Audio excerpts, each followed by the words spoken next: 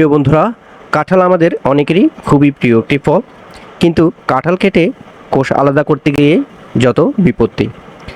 আজ আমি আপনাদের দেখাবো কি করে কোনো ঝামেলা ছাড়াই সহজে কাঁঠালের কোষ আলাদা করে নেবেন।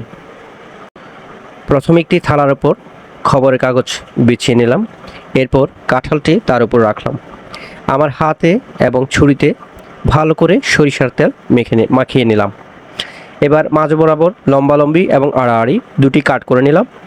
দেখেন, মাঝ বরাবর চাপ দিতেই কি সুন্দরভাবে কাঁঠালটি খুলে গেল। এবার কাঁঠালের আটিটি একপাশে রেখে একটি চামচের সাহায্যে সবগুলো কোষ বাটিতে এক এক করে তুলে নিলাম।